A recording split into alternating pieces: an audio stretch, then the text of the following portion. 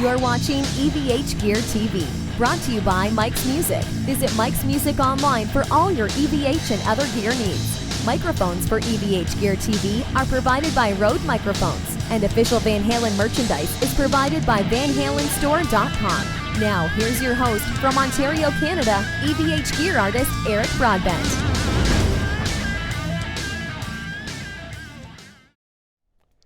Hey everyone, happy Friday to you all, and happy dancing a snare drum or a tom cover, Mr. Mike Portnoy. It's a frisbee, actually. Is it? I thought it was a snare cover or something. That's great. Ta-da! It's like magic. I seriously thought that was a tom cover. No, it's a frisbee. I don't remember where I was. I was just on tour somewhere, and they were selling these. I was like, wait, I want one of these. So I stole one. That's me on there. Now, it's too big for my dog to catch in his mouth, though. How many times have you used a tom cover for a frisbee? Have you ever used them and tossed them around from venues or tossed them at a band member or anything like that? No. Okay, all right. Listen, I'm very happy to have you here, and this is kind of a unique moment for us here, for all the fans on EVH Gear TV. Our very first drummer, and people are like, "Wow, yeah, our very first drummer." I've had a couple bass players. We had your Billy Sheehan here recently, and Rudy Sarzo before him. But people are like, okay, you're a guitar talk show. Why would you have a drummer? And what is a drummer going to talk about? You know what? We're going to talk about a great record that you have out, and you're also going to talk about our mutual. Let me tell you something. Yeah. And you probably talked to Derek about it. Derek's a keyboard player, whereas Eddie is like his hero, and that's not even his instrument. It's the same with me. My biggest heroes aren't necessarily drummers. My biggest heroes are Frank Zappa and Roger Waters and Pete Townsend, Eddie Van Halen, so I think if you're a real musician or a real fan, it transcends every instrument. You're not exclusive to the instrument you play. But have you had Wolfgang on? No, not yet. He's a drummer. He would have counted as a drummer. He would. He's everything. He's everything. Yeah. He's everything. I made a tweet about that today. I say, hey, we're going to be talking about you and your dad. The guy that plays guitar a little bit too. Yeah. Yeah, that's gonna be a question I'm gonna ask you later on too about Wolfgang and his music. But yeah, that guy is amazing, and we'll get down to that. So everyone over in the chat, we're gonna jump over and say hi to you very, very soon. But I'm gonna start off the questions tonight with kind of a little fun thing that the guy shared to me or with me about you, and they said you happen to have a Rolodex of about 1,700 band names on your phone. Is that true? Yeah. I mean, when you form a new band every year, the biggest struggle is to find a band name. So I ended up keeping a list around, and yeah. That's wicked. Half of them are serious names, half of them are totally funny names. Well, that leads me into the next thing is, like, don't you find sometimes, I've been in bands, you've been in many, many bands, way more than I ever have. You're in more bands in a month than I have in my life. But do you think sometimes the hardest thing about a band, not necessarily finding the right guys, that will prove itself, but trying to pick the name? Totally. Absolutely. With the Winery Dogs, for instance, me, Billy, and Richie Kotzen, the music came naturally. We just got together. We wrote the album. We made the album. We were shooting the videos for the release, and we still didn't even have a name. Wow. That was the only thing we couldn't decide. Couldn't agree on. And throughout the making of the record, everything else was smooth until the band name, and we literally disagreed about that until the time came when we were getting send out the press release and the label needed a name. Oh boy. And finally Richie beat me and Billy down, and he won with the Winery Dogs. But yeah, I mean, that's where this list that I have really stemmed from, was the Winery Dogs battles over a band name. And then for Sons of Apollo, it came pretty easily because Derek and I just looked at this list, and having this list definitely helped, and the word Apollo was on my list, and it jumped out, and Derek liked it, and he was thinking about going with the Apollo Creed, the boxer, and then I started thinking about the different space missions. I think the last one was Apollo 16 or Apollo 17. I was like, well, let's name whatever the next one would have been, and then he ended up suggesting Sons of Apollo, which took the word Apollo from the Greek mythology and utilized it that way. So, but having this list definitely helped. I like that for sure. Now, I'm just curious because I don't know the facts about the Winery Dogs. How did that name come about? Well, after months and months of going through my list and battling it out, Richie just beat us down. It was Richie's name. He loved it. And Billy and I eventually just rolled over and agreed. At the end of the day, and this was the conclusion we came to, is you know, a band name doesn't matter in the end. It's the music and the band that makes the name. I mean, if we were trying to think of a band name and somebody suggested Aerosmith or Alice in Chains or the Rolling Stones, even, it's like, you know, what? That's not a good band name. But after a while, you forget about it, and it is what it is. I agree. Yeah, and Billy shared some real love too about the Winery Dogs. We were asking him about the various projects he's involved in. Obviously, quite a few with you, several with you, and there was a lot of love shown for a big time love for Winery Dogs. He said there's something special about that. So, I have to admit I'm a bit of a novice when it comes to the Winery Dogs material. And after talking with Billy the other day, I started going back to discovery. I got some friends that are diehards. I mean, literally diehards over the Winery Dogs, and I didn't know. So I surrounded myself with it, and I was like, "Wow, I get it now." And obviously, Rich is amazing. It is indeed a special band, and I'm sure we'll be making more music together someday soon. But right now, Billy and I are focused on Sons of Apollo. But the thing about the Winery Dogs, I love that it's a power trio. There's a lot of differences between the Winery Dogs and Sons of Apollo. Sure. A lot of people wonder how you could be in the same band with same people.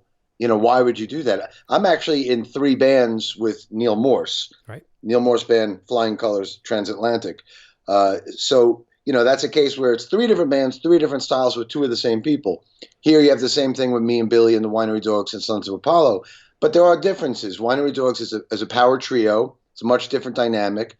Trio with all 3 of us singing, very much like in the King's X vein. Mm-hmm. And Richie brings a much more bluesy, funky, classic rock element to the band. So kind of the Winery Dogs background is more rooted in Zeppelin, The Who, the Beatles, Cream, Hendrix, more 60s classic rock. Sons of Apollo is a 5-piece band, and more rooted in Rush, Van Halen, Ozzy, Rainbow, Deep Purple. So it's different backgrounds, different influences, different band dynamic. But I love that I could play in 2 different bands with Billy, and they both bring something completely different to the table. We also had PSMS together as well, which was kind of the blueprint for Sons of Apollo. But even that was different because that was more fusion instrumental music. So even that was a very different dynamic. So, I mean, I'm a music fan of all shapes and sizes, all different styles, and that's why I'm in 100 different bands, just because I'm a fan of all these things. I don't want to just ever be exclusive to one style or sound. I think that's probably a huge piece of advice for people to take from you, whether they're a drummer, guitar player, keyboard player, whatever the case may be. Listen to and play as much music as you possibly can, because number one, if you're going to be the working guy or girl, pay the bills and go do some cover material, you're going to pay the bills. Number two, if you want to get into something to pursue a career for a lifetime career or just a passion of it, having all these different tools in your toolkit are going to provide some longevity for you. Yeah, I mean, the 2 bits of advice I always give for younger musicians is A, keep an open mind, listen to lots of different things. Don't just listen to Dream Theater. It's a big world out there.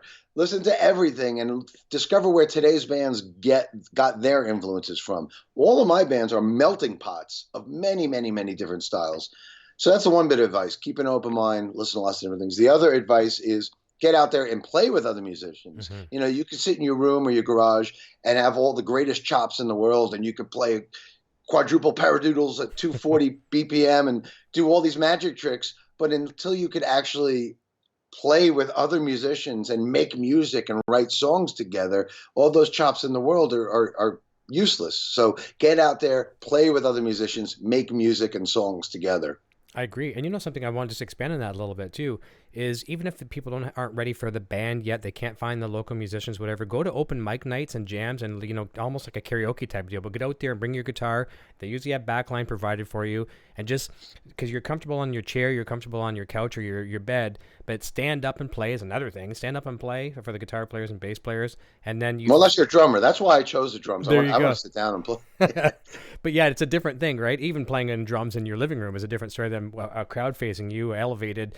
So get out and do that. It's free. You have some fun, and you'll realize that you'll be scared the first time, maybe even the first few times, but for most intensive purposes, no one's there to judge you, and you might pick up a friend that's another bandmate. You know, exactly. You'll connect with other musicians. Yeah. Absolutely. It's no different than us going to business after hours, networking meetings, and selling your company to them and stuff like that. But you're trying to interact with other musicians and learn the tricks. Look, I've always said that a big part of this industry and a big part of making it is you got to be able to schmooze and talk to people. You go to the NAMM convention and you meet people, you talk to other people, and usually it's the outgoing people that succeed. You got to come out of your shell. You got to be comfortable talking to other people, sell yourself, and all the early years of Dream Theater, I was always the guy that went to clubs and made friends with all the other guys in other bands, and met with the different people at the clubs, and you got to network yourself, and you meet one person, and that's going to lead to your manager, and then you meet that guy, and that's going to lead to your record deal, and then the people you meet at your record deal is going to lead to an agent, and it's all about networking and those stepping stones that kind of help you build a career and become successful. I agree 100%. And the timing could not have been better for this too, because the next question I was going to segue into was about how a musician can be the longevity of their career. Rule number one is being connected to your fans. Now, obviously, when you make music for your fans, but you make music for yourself first. If the fans dig it, awesome, that's icing on the cake. But you got to be that guy or girl that connects with your fans and is nice. And that being the nice guy or girl is important. And here's something, a lesson I learned from two people. One is from Rudy Sarzo, and the second is from you, from reading another interview of you. So I'm going to start with Rudy Sarzo. So I met Rudy Sarzo in passing at NAMM, just basically, and he was booking it from one event to the next. And Rudy, and quick photo, shake your hand, whatever, right? He stops. He's busting. You can tell he's got to be somewhere in 2 minutes. He stops, fixes his hair, takes a picture with me, shakes my hand. How you doing? Blah blah blah. Books it to his meeting. He says now he wasn't using that example as the example, but let's say he's using that example. He's coming through. Look, man, I'm sorry. I got to go. I'm out of here. And then you're the fan, you're the super fan, you're heartbroken or pissed off or whatever the case may be. So you got to be nice all the time, no matter what. And we all have our bad days. But I read something that was very, very cool about you. And I mean, I've always respected you as a musician. But I think if I have the facts correct, you were doing a snare signing thing. You were with, we talked about Metallica off the air earlier with Lars. And, you're kind of looking over at Lars. You guys were each signing autographs and, stuff for the fans. And you were expecting someone of Lars's caliber, come on, next, come on, I got to go. I got to be out of here. I only got 30 minutes. Right. Meanwhile, he's shaking hands, looking them in the eyes and asking them questions. So tell us. Engaging the fans. Yeah. How are you? Where are you from? How are you? Nice to meet you. Thank you for coming out. I was blown away. I was like, I've done signings with guys that are in a band 100th of the popularity of Metallica, and they just won't even look up. And that was a lesson. It was like, my God, this guy is one of the biggest bands in the world. And he gave each and every one of those people the time of day and looked them in the eye. And that was a great, great lesson to me. Yeah, I was blown away by that. And something I try to – it's hard to keep that, when you're on the road, you're tired, you get sick. I don't shake hands because I'm afraid I'm going to get germs and get sick. I do the fist bump.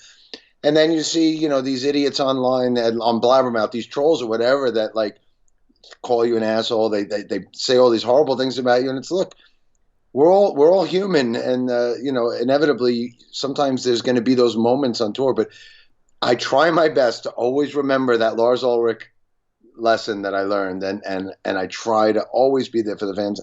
I've always been very, very fan oriented, to be honest with you. Even before the internet and the social media, I was the guy in the band that was always answering the fan mail and answering each and every letter. Sending out demos, doing all that stuff, in the 80s and the 90s before there was internet. And then once the internet came around, I had a very popular message board on my website, and I always interacted, and social media came around, and I embraced it and engaged with the fans because I am a fan. I could relate to every one of my fans because that's me. I am. Look around my office here. Oh, jeez. It's like, it's like the Hard Rock Cafe, and I just love music. I collect bootlegs and I collect paraphernalia and vinyl, and so I get that. I get that mentality, and I always respect that. With the fans that come out to see me and whatever band I'm with. I totally get it, and I'm not sure this was on the itinerary for the evening, but I'm not sure if you're into shows like The Walking Dead and things like that. Oh yeah, big time. I've kind of figured you would. This is from the kind of the mindset. I'm a huge fan too. And you watch these guys and girls that were, they've been killed off. I won't give any spoilers of people's names, whatever, but people have been killed off seasons before, and they're still watching like you and I would watch. They're fans. Yeah. So that's you, the fan of the music. Totally. You're totally rooted in it, but you're also the super fan. So there are some people that aren't the super fans of music. They do their own thing, and that's it. Yeah, more power to them. But there's a lot of guys in a lot of the bands I play with that mm-hmm. they just kind of don't care, and whatever, That's right. Different people have different personalities, That's right, 100%. I'm gonna jump over to the chat for a quick sec. We'll say hi to everybody that's jumping in. We've got my buddy James from Ottawa on this side of the border jumping in. Constance is here. Poison Ivy Grows here is also here. Jay's Tacos and Guitars. Hello, buddy. Jeff Azar, I gotta give he's a huge fan. To him are like what Eddie Van Halen is to me. He's an accomplished, accomplished drummer. He's actually in that video that I sent you. He didn't do much in that video because it was just I was doing a guitar solo, but he was a drummer behind the kit in that video I sent you. Oh, that's killer. He's amazing. Tell him I say hello. There you go, Jeff. Yes, for sure. And I think he's actually interviewed you before from some projects as well, too. So awesome. William S. Mays jumping in. Jeff, as I mentioned, Jeff Lau Ketchum is in saying Good Friday, Gearheads. Hey, all from Poison Ivy. JD Gonzalez says, hi, Lau Ketchum. I hope you are well today. Blimpus Rocks videos. Carlos Santon, a fellow Canadian, says, happy Friday, everyone. Looks like another great show. Cutter Savage saying, what's up, everyone? See if anyone it's interesting you're Canadian because Van Halen is such an American band. Exactly. You figure you stereotype that all Canadians are just going to like Rush or Triumph. Yeah. And you figure most Van Halen fans are from California. Yeah. It's interesting that you're from Canada and such a Van Halen fan. And there's a bunch of us. Because I see the demographics that watch this show, and people wouldn't watch the show if they weren't somewhat involved in Van Halen, and it's up there. Obviously, the U.S. is the nucleus, but it's a big percentage. Yeah, they're big over here as well too, and they've ever since 82, whatever. Actually, even earlier than that, they've always supported Canada, and even the last few tours, it's only been a couple stops. But fortunately, blessing for me is Ontario, Canada was the only two stops they'd make. So thank you, Van Halen. Right. Yeah. William S. May says can't stop listening. JD Gonzalez says hi, Mike, Eric, and everyone.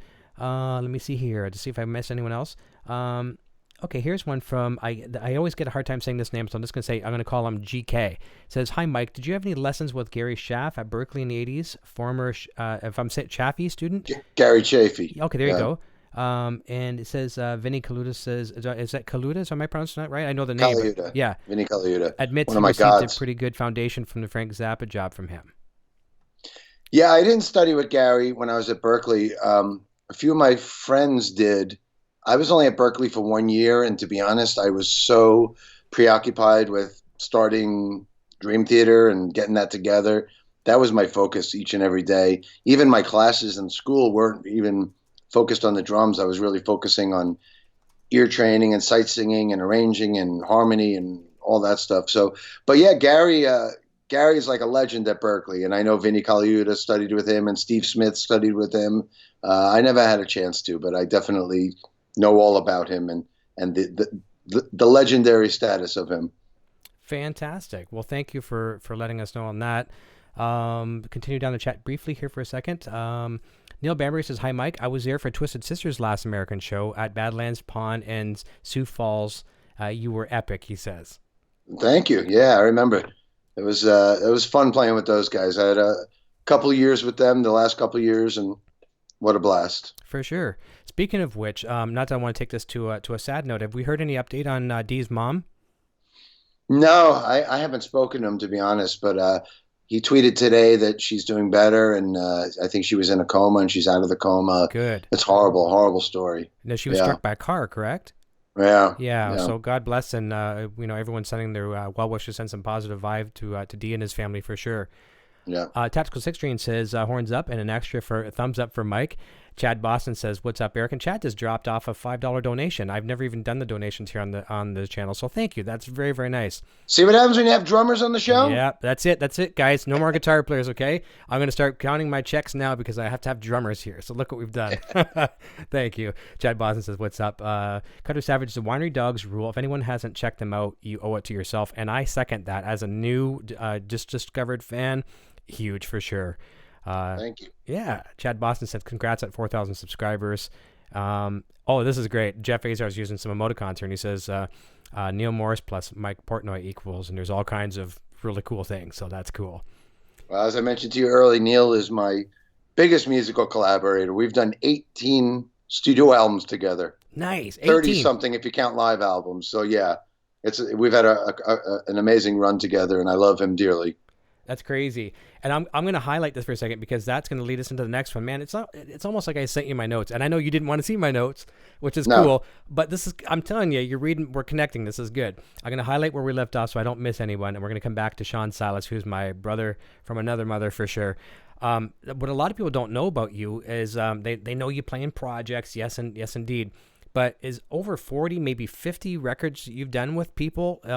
And you kind of alluded to about playing, all different styles and how it's helped you, but recording all these records, what has that done as a foundation for your career? Like both physically for the talent and just maybe mindset?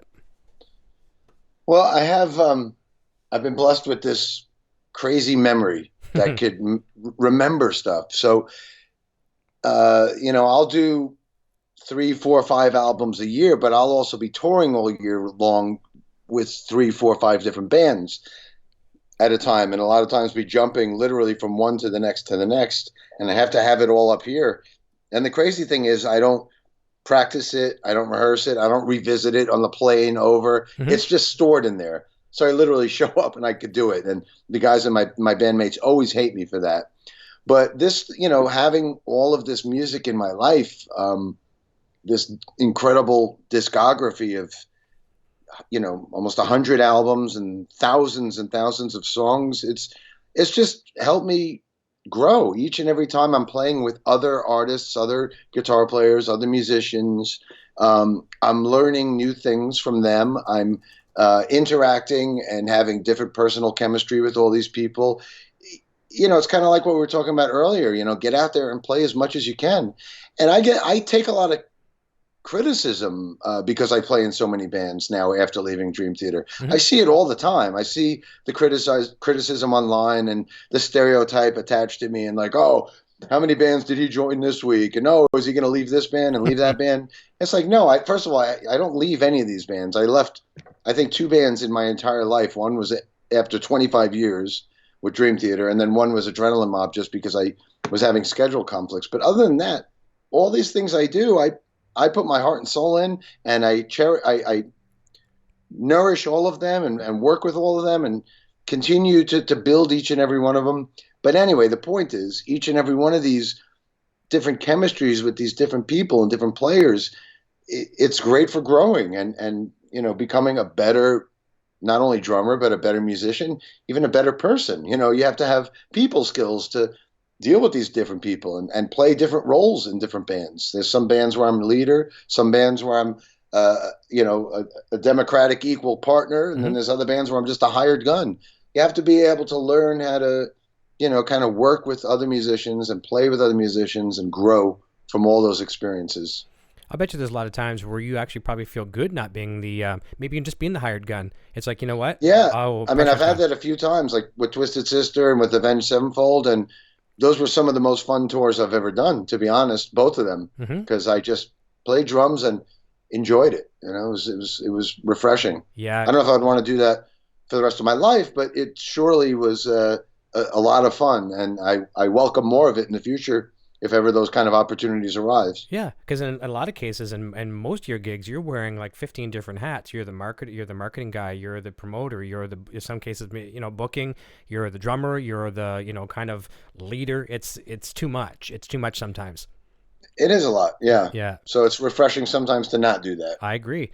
I agree. Yeah.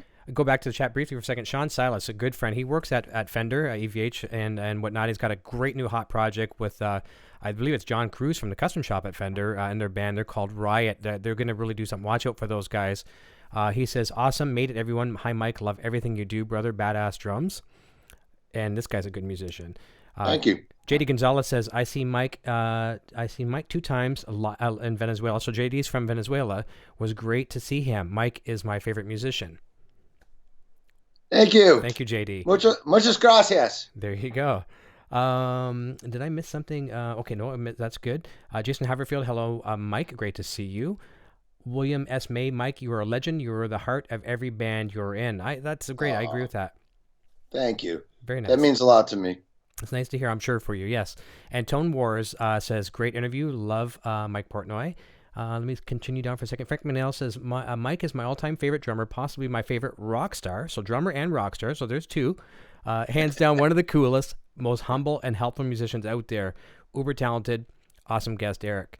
And I agree, Mike. I just want to add to that. I find you guys, you're now the 5th of 5 guys from Sons of Apollo, this group that all of us just love. Yeah, what's up with that? You saved the best for last, right? Yeah, I did. I did say that. So I'm gonna ask you a question in a second. But each of you guys, every single one of you, nobody had rockstar mode and like, okay, I need no brown M&Ms in my rider. And Eric, I got to be out of here by 9:15. So I just want to set the record straight, just to echo what was said there from Frank. You guys are all genuine dudes. You put your pants on the same way as us. You might wear shorts. One leg at a time. Yeah, you might wear more shorts than we do up here in Canada, but it's awesome. Wicked. There you go. So I love it.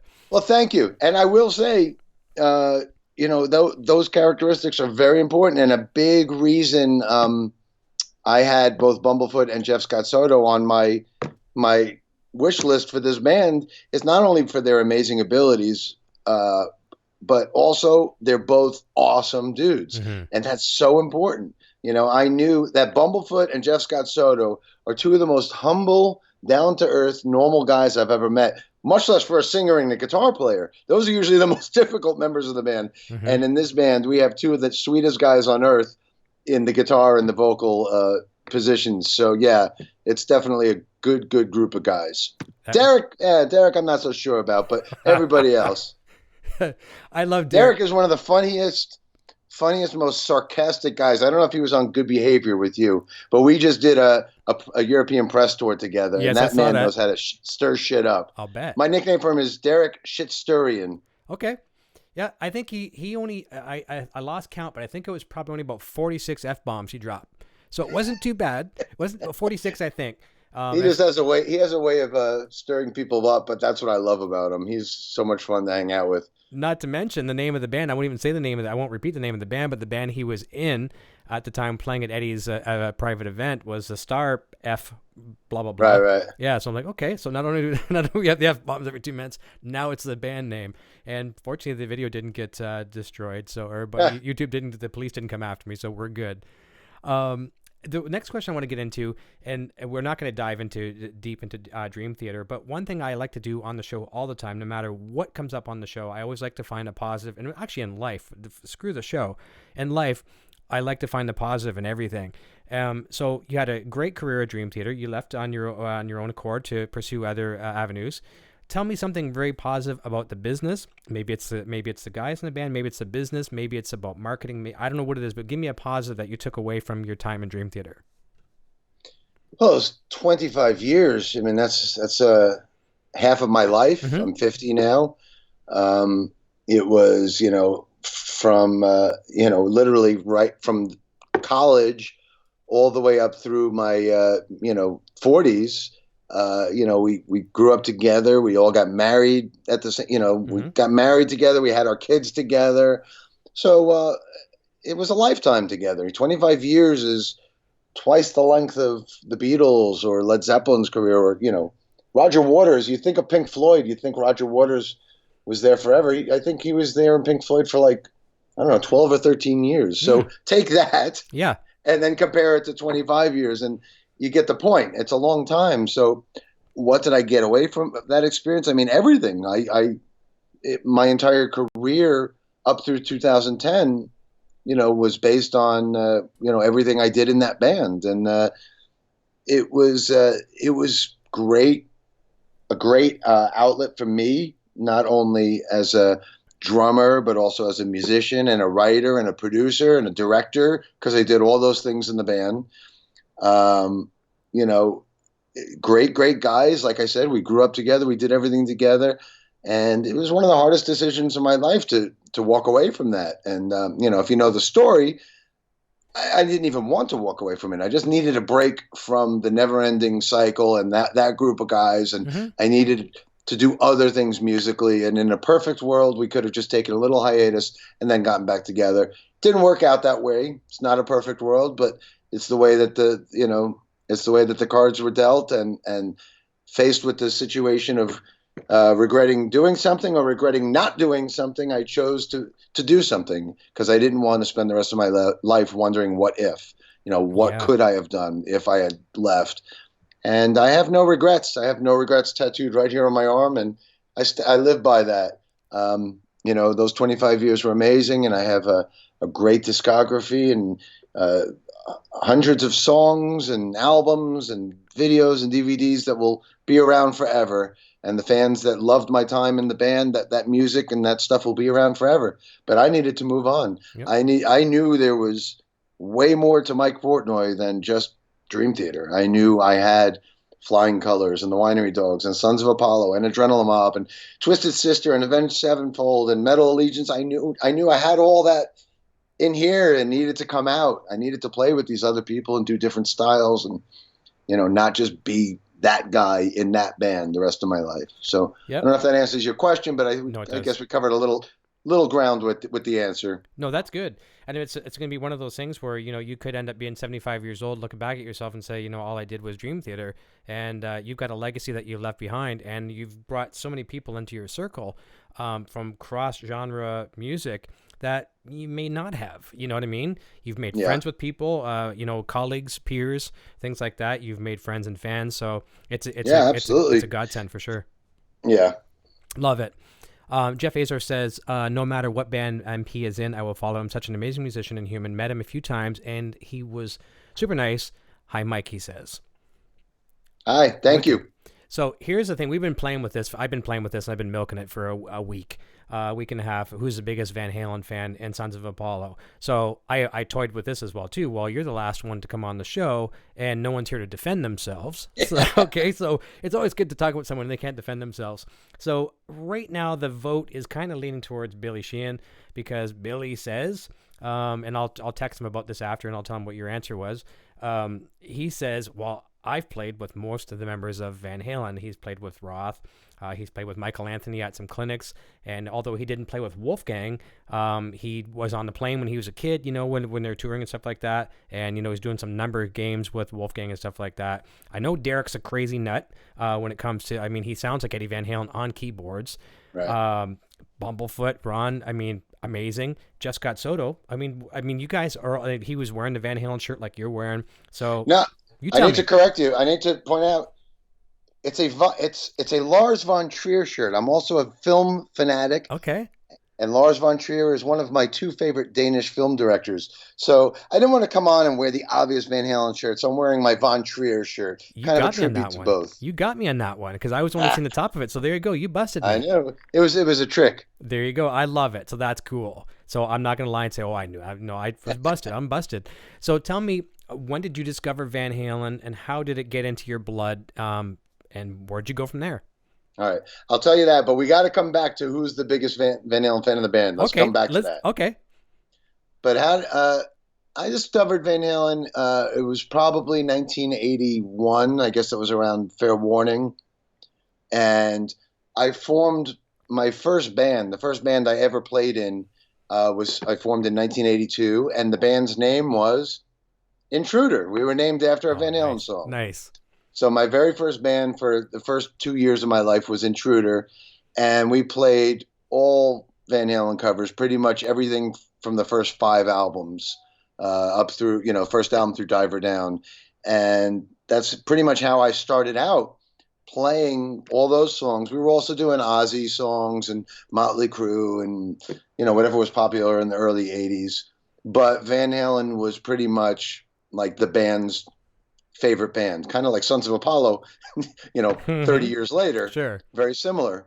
But yeah, so I discovered them in the early 80s, playing them with my first band.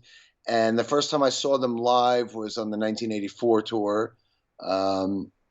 And not to jump ahead too much, but then when Dave split and formed the Eat 'Em and Smile band, I mean, I was blown away by that. And I was already a fan of Billy, and I was already a fan of Steve Vai. So to me, seeing them come together was huge. But I guess I'm getting ahead of myself. That's okay. But anyway, that was pretty much those years, 81 to 86 was when I was most immersed in Van Halen.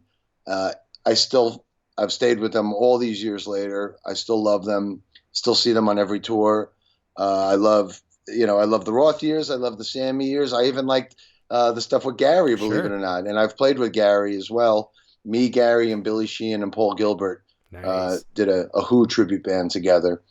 But anyway, I mean, that's my Van Halen background in a nutshell. I can go on and on and on. I've covered them with so many of my bands. I mean, I did Romeo Delight with Adrenaline Mob.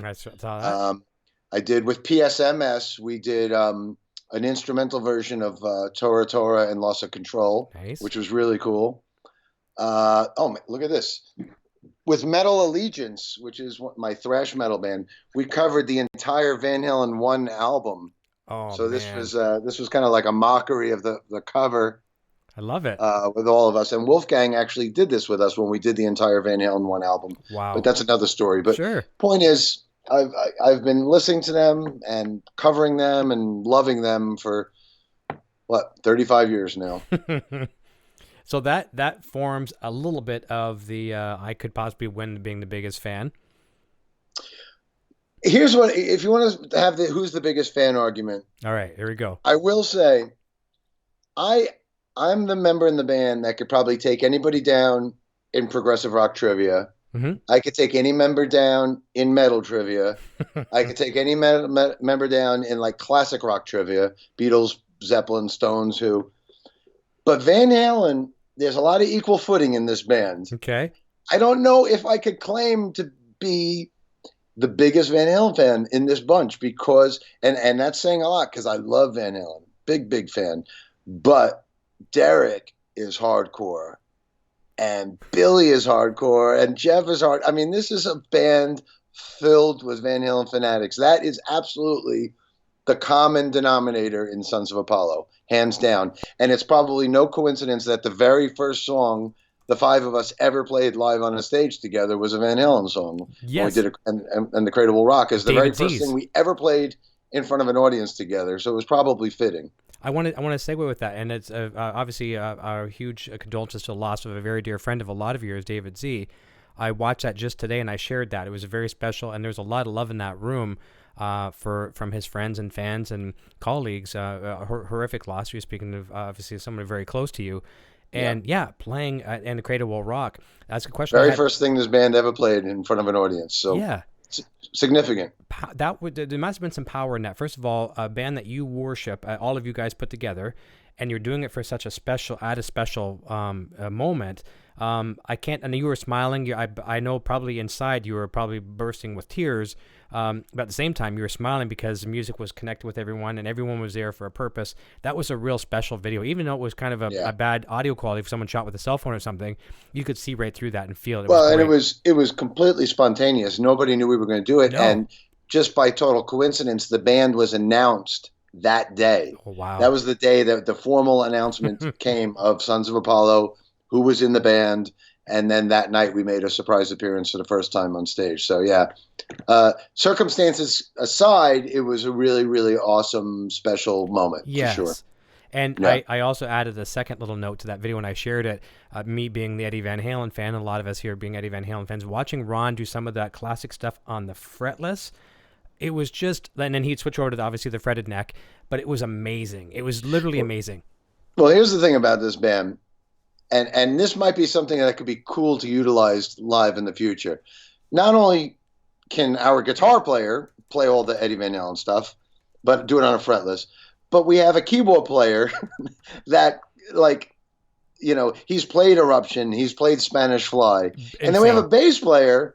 I've seen Bailey play the intro to Mean Streets, on bass before. I've seen him so we have all of these Van Halen fanatics in the band that are even on other instruments. So it could be cool to possibly do something where, the beginning of Mean Streets is on guitar, bass, and keyboards, or do Spanish Fly in unison or harmony, or something interesting like that could be a fun thing to do. But I definitely anticipate some more Van Halen covers in our future, because it is the common denominator, and Jeff could do all the Rothisms. Oh, yeah. In fact, I think Jeff gets the award for most. I don't know. Do you know that app, the David Lee Roth app, the Diamond Dave app, where it has like all the sound bites? Yep. All the sound bites from only Ain't Talking About Love. There's about 100 of them, and it's just one song. Yeah. But I noticed that Jeff does a lot of that too. When we were tracking the album, if you look at the lyric sheet, he's singing his lyrics, but then after every line, he'll put a scat, like a but and hey, like he has all those Rothisms in between the lines. Yeah. So, and then if you listen to a song like Coming Home, you have me and Ron kind of doing the Eddie and Michael vocals. I'm kind of in Eddie's range, and Bumblefoot's up in Michael's range. So, yeah, it's a classic formula, and it is definitely the common denominator for all five in this band. That's wicked. And I think that's why there's some rock fans, like I've told you off the air earlier myself too, being one of those guys where I don't know prog as much. It really caters to those guys. And I'm seeing the Van Halen fans, like in the circle that I surround myself with, they're just going ape shit over it. You know what I mean? Over your record. It's insane. We started as a prog concept. Mm-hmm. I use that with quotations. Yep. But once we started writing together, it went so many other places. And Derek and I have that prog background with Dream Theater, but we also are rock guys. In Dream Theater, kind of the only common denominator in Dream Theater was like the prog bands and the metal bands. There wasn't much classic rock or classic hard rock elements, but with Sons of Apollo, it's coming in, because Derek and I have that as well. Billy loves all that stuff. Bumblefoot loves that stuff. Jeff loves that stuff. So once we all started writing, and then it all came into the melting pot, Sons of Apollo went just way beyond prog. It's got those moments, but it's really, I think it's like a melting pot of Rush, Van Halen, Queen. It's kind of just this big, Deep Purple, Led Zeppelin. I don't know. It's a rock band. Yeah. With chops. That's a perfect analogy for sure. Jumping back to the chat briefly for a second, Sean Salas, who I was mentioning earlier, says networking is key. We're talking about, the networking aspect of it. Insomniac Matt says one of the best pieces of advice I've ever received was don't turn down good advice, no matter the source. Exactly. Save it for a rainy day. Stick it in that Rolodex like Mike has with band names, and save that advice for a later day. Here's a very good question, and I like to ask this, and this is not from me, this is from Carlos Santon, but I like to ask this question of guests. He says, Mike, do you ever find yourself in a creative rut, which I'm sure you probably do? If so, how do you get out of it? Very simple, easy answer. I surround myself with other great musicians that I respect and admire and trust. And I think as long as you're working with other people and you have 2 to 3 other people in the room with you, bouncing ideas off of each other, you're not gonna have a mental block. You're not gonna have a writer's block. Nice. I think if I was sitting here and writing all by myself, then yeah, I think that would probably be inevitable. But I've never been a writer on my own. I'll if I have a riff in my head, I'll sing it into my phone and then I'll bring it to the band. Or if I have, if I'm writing lyrics, I'll write the melodies, I'll sing them into the phone, but then I bring it to the band.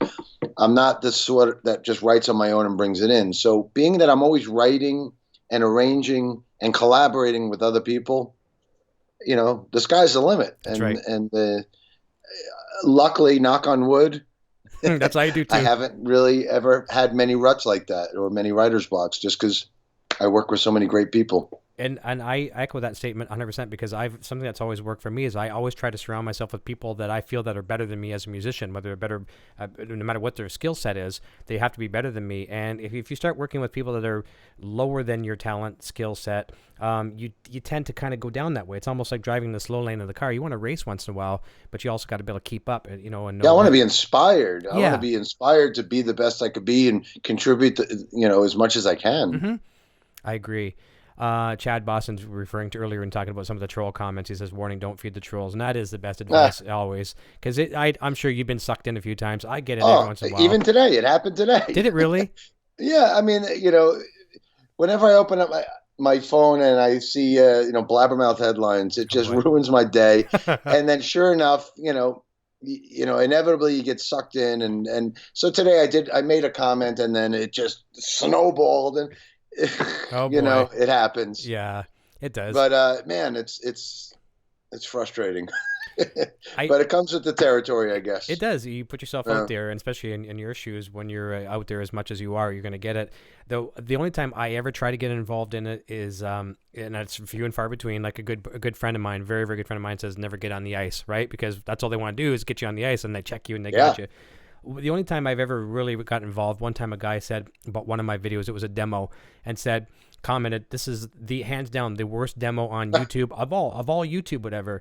So I wrote back and said, you know what, like I just told you earlier, I said, I like to find the positive in everything. And I said, well, I feel very, I'm satisfied with that remark, that I'm honored actually that I've made your top list of the worst video.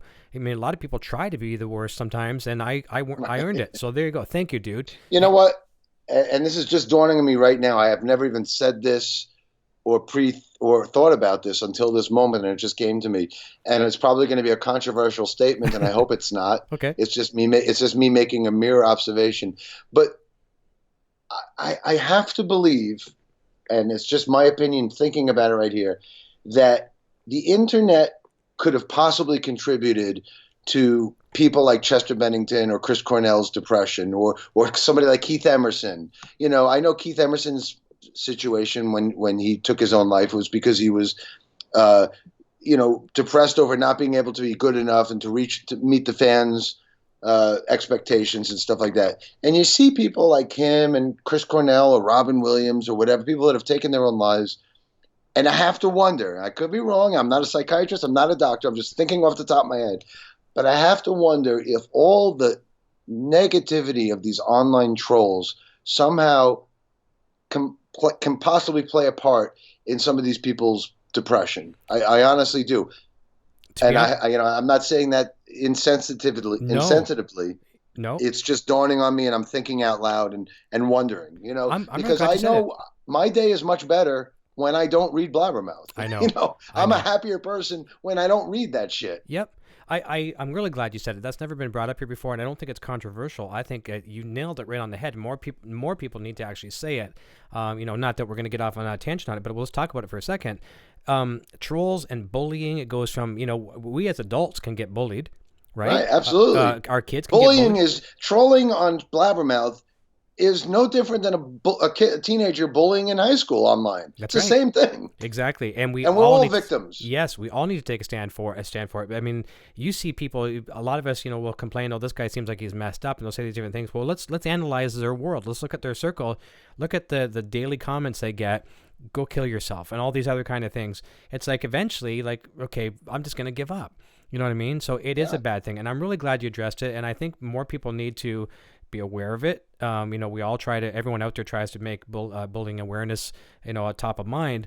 But I think you nailed it right on the head that some of these people that are no longer with us probably had that in their lives on a daily basis. And I'm not saying that was the final trigger, but it certainly put a couple bullets in the vehicle. Exactly. Yeah. Exactly. So good point for sure. Very, very good point. So a couple of people, James and Jeff Azar, are commenting when you did the panorama showing the kit, because oh my god, that kit, and there's a drum kit in that toy collection. So you can see the toys, you actually see a big. You want to see my room? Let's do it. Let's go to big camera. Let's get a tour. Oh god, this is my lair. This is for you, EVH Gear TV fans. If back here is the recording area, I have the lights off. In this room is a whole drum room where I have 5 kits in here. I have a Rush kit, a Beatles kit, a Zeppelin kit, and a Who kit. and then one of my Avenged Sevenfold kits. But anyway, you can't see that because the room isn't lit. Mm-hmm. But this kit is the Avenged kit is mic'd up, and I've done many albums off of that.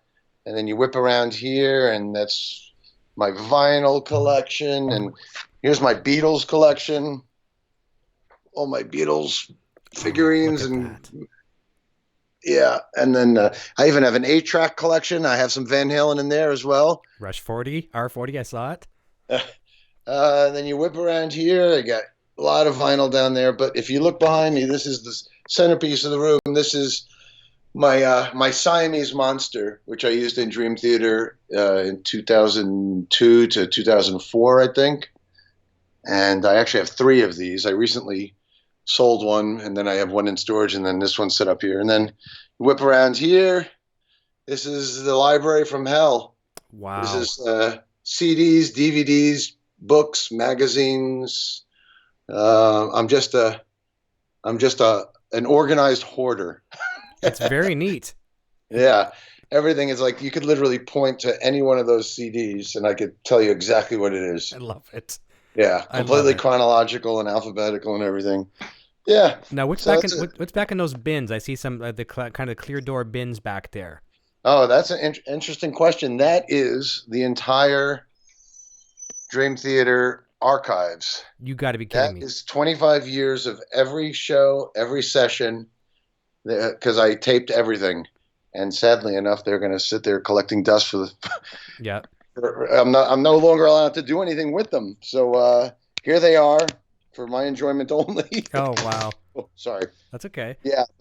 You know, and this is just one room here. I have a drum room in the other room, and I have a movie theater with thousands and thousands of Blu-rays and everything. I'm a, like, you know, I said earlier, I'm biggest fan. I'm a collector. I'm a fan. That's never going to change. And I love it. I don't spend enough time at home, but when I do, I love it here. Oh, yeah. Man cave for sure. It's comfort zone. Yeah, that's Totally. like me too. Believe it or not, I work for I run my own home business, and I work out of the same office that I broadcast a show from. And I don't like leaving this office. I really don't. Yeah. I don't like leaving it. If I had a beer fridge and a bathroom here, I think I'd be golden. Well, I do. I have a fridge here, which of course is a Marshall amp. Of course, fridge. love it.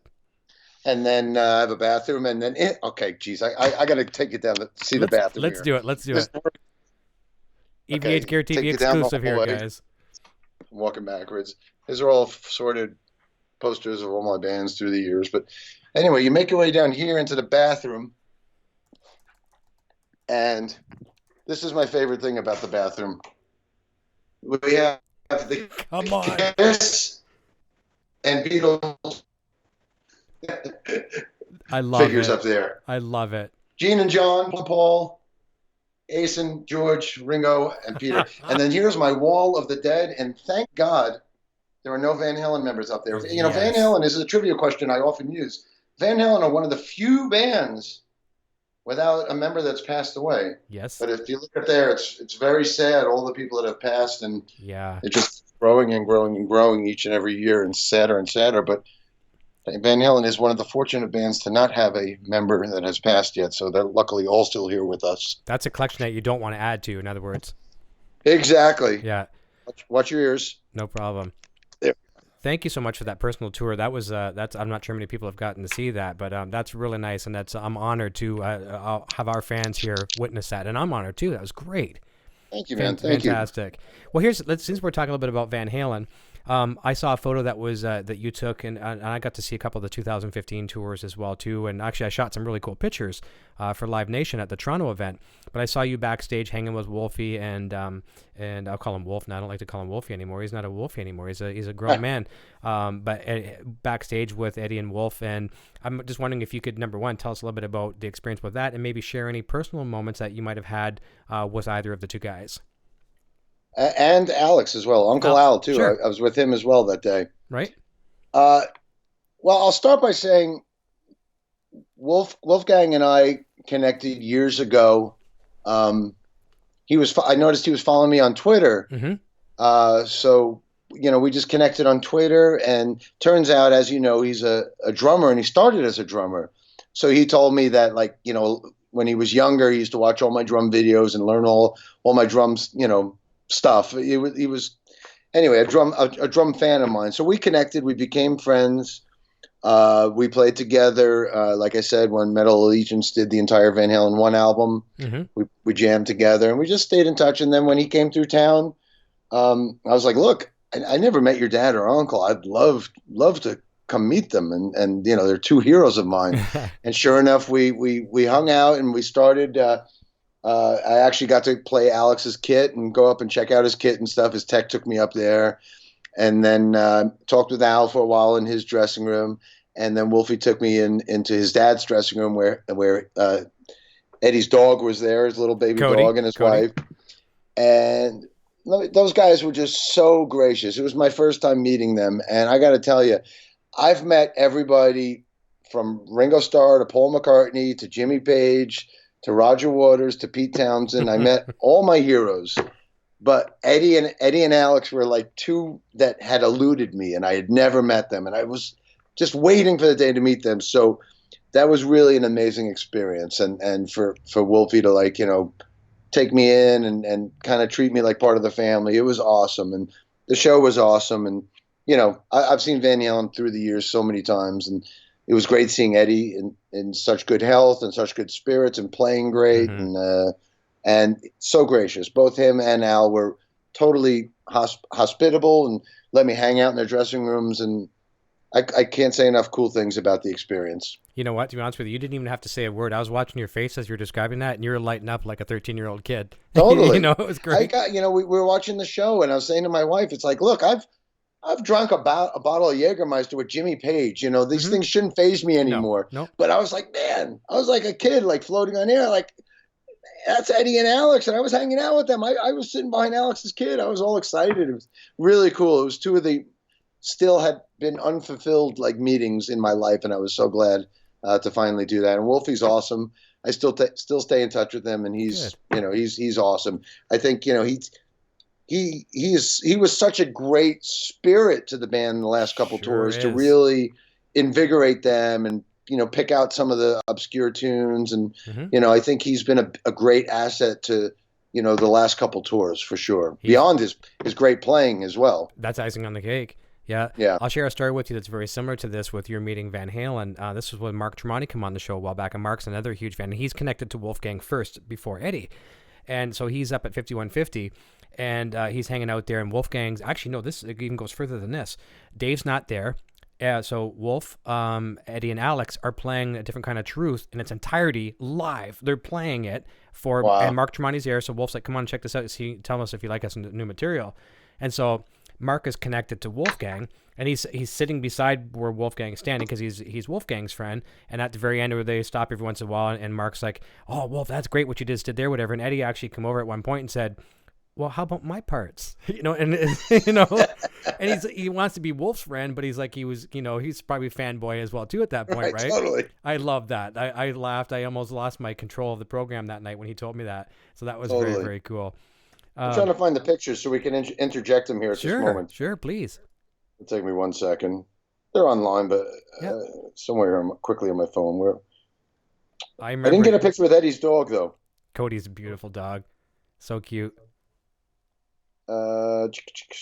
Wasting people's time here. I'm sorry. It's okay. They will want to wait for it. Trust me, they will. You go ahead and take your time.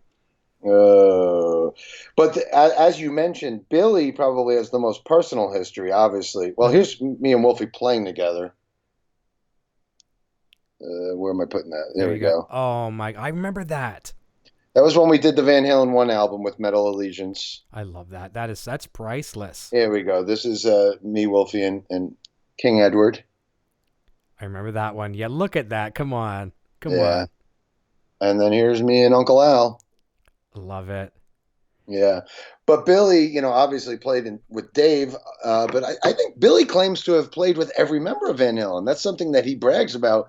Is that not the case? I think I've heard him say that he's the only person on earth that has played with every member of Van Halen. Now, did he say with Eddie, though? I think Eddie was the only one he didn't. I think.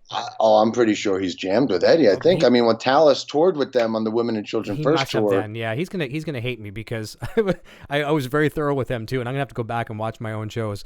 But we'll find out. But yeah, he's had the history. But man, he's had the most personal history, bar none. And then Derek has obviously played with Eddie. Yeah. You know something I would love to see? I was joking about this today. Someone was commenting about Jeff Scott Soto, and first of all, that guy, take his talent aside. What a genuine man! Talking to him the other he's night. awesome. I said, and speaking of Van Halen singers, you mentioned Gary Sharon earlier. I've got Mitch Malloy coming up next week too, who was almost that guy, and did some very good recordings with Van Halen. But I made a joke today saying, man, I wish Eddie Van Halen would give Jeff a call. No, you might not like that, you know what I mean? But I wish he would, because if the Roth thing doesn't work out, like I love Roth. Trust me, I'm Roth through and through. I like Sammy a lot. I like Gary, but I love Roth. Okay. However, it's just he's getting older and it's not what it was. But yeah, Jeff, I'm with you. I'm a huge Roth fan and supporter, and to me, it's all about the first 4 or 5 albums. Yep. That's to me, that's my Van Halen heyday and my personal taste. But Dave, struggling a little bit on the last tour. But you know what? Point is, I wish Eddie would do more and play with people. I would love to play with him. All these bands that I play with, 1 million people, all these super groups and stuff.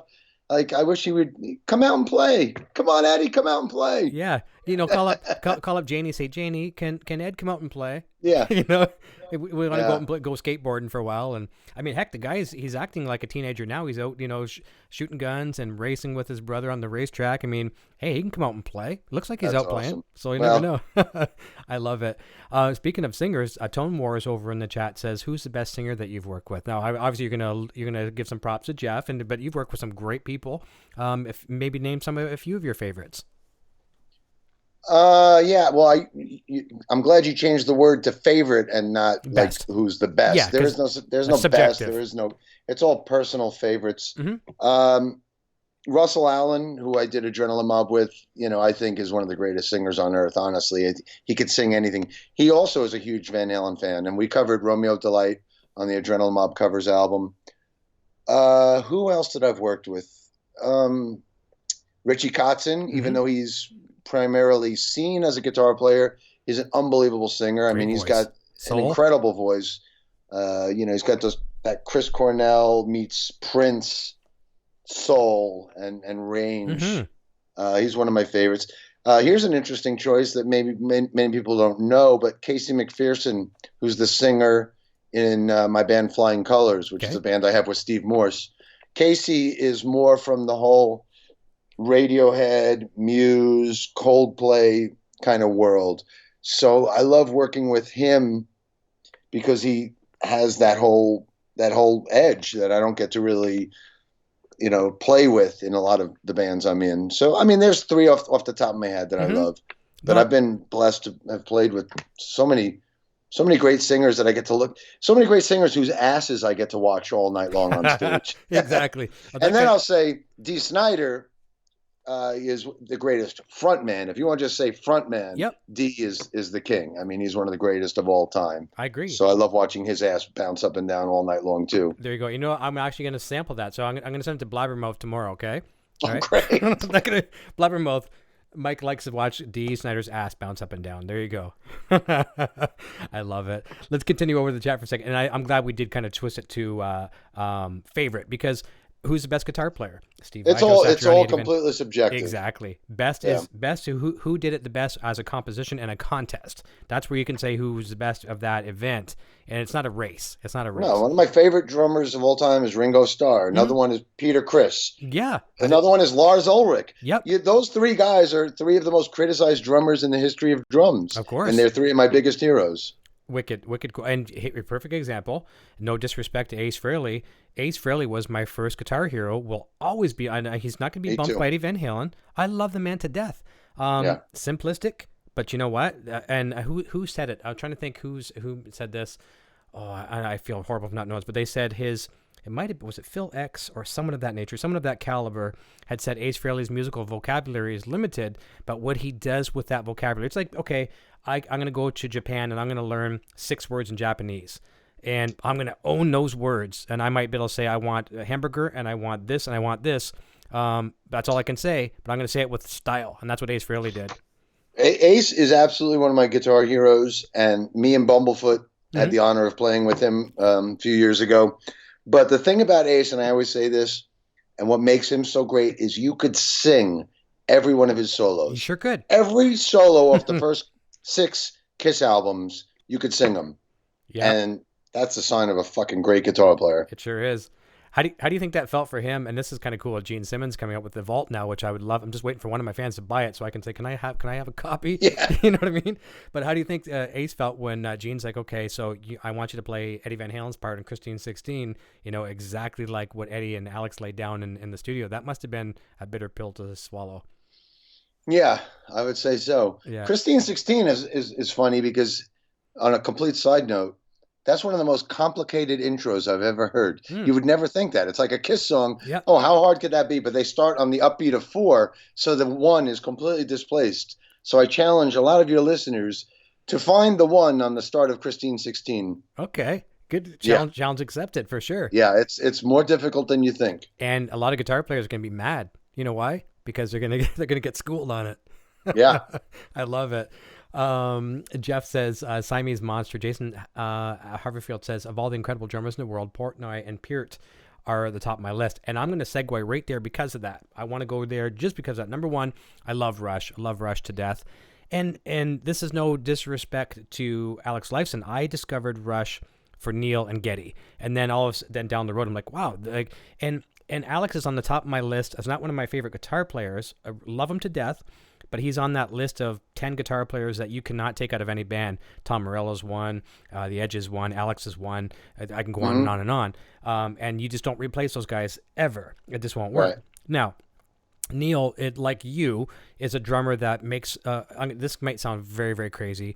I want to look to basketball. I'm not a basketball fan. I know nothing about it.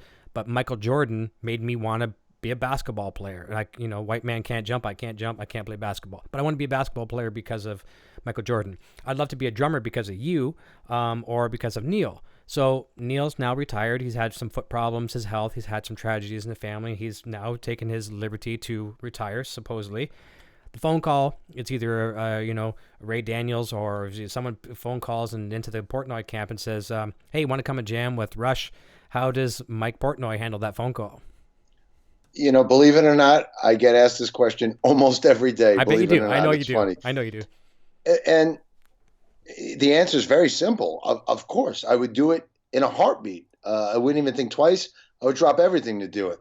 But it's completely hypothetical. I honestly don't think Geddy or Alex would ever do anything without Neil. I honestly don't. But as a hypothetical question, and let's say they, in a crazy upside down world, they did, of course, I would do it in a heartbeat. Of course. I'd love to see that. I mean, those guys are amazing. They're 2 of my biggest heroes.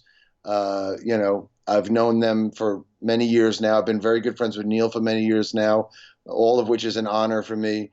But I would do something like that in a heartbeat. No question about it. But I honestly don't think in a million years that they ever will. And I get that. Yep. I think it's cool to respect that. I love the Zeppelin thing where Bonham died and that was it. Yep. That's the end of it. Yeah. I totally respect that. And I think there's something to be said for that. You know what I respect even more about you, and this is very, very cool, and I know you'll feel humbled by saying this, but you get told this a lot too, is the fact that you said, even if in hypothetical, take all the hypothetical, elements out of it, if that happened, you wouldn't even consider it unless Neil gave his blessing. And I mean, yeah, absolutely. Not a lot of guys would do that. I'm going to be in Rush no matter what. They would actually be fighting to get the gig. Meanwhile, you're like, okay, unless Neil signs off on this and gives me his blessing, and then it's not even going to be a consideration. So hats off to you on that one. Yeah, absolutely. Yeah. Yeah. And speaking of Alex, let's flip it back again. Let's go back to Alex Van Halen. So, you read all these books that are out there. Some of my 2 favorite books, Greg Renoff's Van Halen Rising, which I'm sure you're very familiar with, and Noel Monk, their former manager, wrote Running with the Devil. Both good books. I have them both. I'm sure you do. And actually, my boy, Bane Rocks, is in the chat right now. He's doing a project at school on Van Halen Rising. Can you believe that? 11-year-old doing a project on it. And I tend to lean more towards Greg's because you and I were from the same school where, we don't want our idols up on these platforms to be knocked off. And I'm not saying anything negative towards Noel's book. It's true. There's truth to it, but there's knocking off some of our heroes off the pedestal. So I like to kind of lean towards Greg's book a little bit better. But Alex was always kind of in the shadow of Eddie, and of course, a younger brother, but he was a more talented member of the family. And people might argue that, drummers might argue that with me, but he's a talented kid. And he was always in that shadow. I want you to tell us, in your opinion, as a drummer and a super fan of Van Halen and just a fan of all music, what does Alex Van Halen bring other than the obvious to Van Halen? Well, first of all, he's always very creative. His parts are always very creative. Back in the early days, as I mentioned, my very first band, I cut my teeth on playing all those Van Halen songs. So learning all of Alex's parts were a big part of me learning double bass. That middle breakdown and Light Up the Sky, that whole double bass breakdown, that was like, the first groove of that kind that I had ever learned. And the way he utilized double bass, the way he utilized, riding on the crashes and things like that. The big kit, the massive kit was of course a huge appeal to me. And that was like such eye candy when I was a kid. I mean, he's incredibly underrated. And I think he's always lived in the shadow of not only his brother, but then also, whoever the front man at the time was also, the focal point for Van Halen, whether it be Dave or Sammy or whatever. So, yeah, but I think he also seems the type that's comfortable with that too. I think everybody in the band has their personality and their, I think they all kind of have their own little space in what makes up the chemistry of the band. But there's no doubt that Alex was always a huge, huge favorite and influence of mine, and something that I find incredibly underrated. I agree. And I think I remember when I was inducted into the Modern Drummer Hall of Fame, 13 years ago or whatever, I looked at the people that weren't in yet, and it's like, how can I go in before Alex Van Halen? You feel guilty. Like what? Yeah. No, put him in. There's people like this. I couldn't believe the people that weren't in there yet. Yeah. At that time, Stuart Copeland wasn't in, or Phil Collins or whatever. But Alex is one of those type of drummers that is like forgotten about and underrated, and was such an influence on drummers my age and my generation. Huge influence. I can just picture that moment. Like, first of all, you're thrilled. You're telling your family, I'm going to be in there. I'm going to be in there. And then at the same time, you're like, oh my God, these guys I worship. And that is Stuart Copeland. Like you said, I love Stuart. I mean, huge. And some of these other people you mentioned as well, too. And even though I don't know drums, I know the talent that they bring and the nucleus of a band. So it's a guilty moment, but you got to, at the same time, okay, well, check my feelings at the door here and I accept what's coming to me. But still. But I always try to shout out Alex whenever I can. Good. I remember being on that metal show, and they were doing one of those categories like top 5 hard rock drummers, and they were arguing over Alex not being on the list. I was like, fuck, hell no! And I took his nameplate and put it up there. It's like, come on. Yeah, it's something else. And there again, too, I don't think I'd want to hear. We've heard Van Halen done with other drummers. When Dave was doing it, I had Ray Luzier from Korn, and who I met a couple times. Phenomenal drummer. He's Korn's drummer. You know what I mean? But it's not Alex, right? Yeah. And no, he has a distinct style, absolutely. Yep. And if you're a drummer that picked up sticks in the early '80s, to me it was Alex, Tommy Lee, and maybe Tommy Aldridge. To me, those were the guys at that time that have influenced so many drummers my age from this generation. Yeah. And for myself, who knows nothing about drums, I've owned some kits. My son's owned some kits. He started on drums, which you'd get a kick out of. He actually tipped over a little Fisher-Price plastic table with big legs, flipped upside down. That was his first drum kit till he got a real drum kit. But I know nothing about drums. But when I talk about Van Halen, I describe the vocals and the sound, and I say these are vocals. Alex's snare sound to me is a vocal.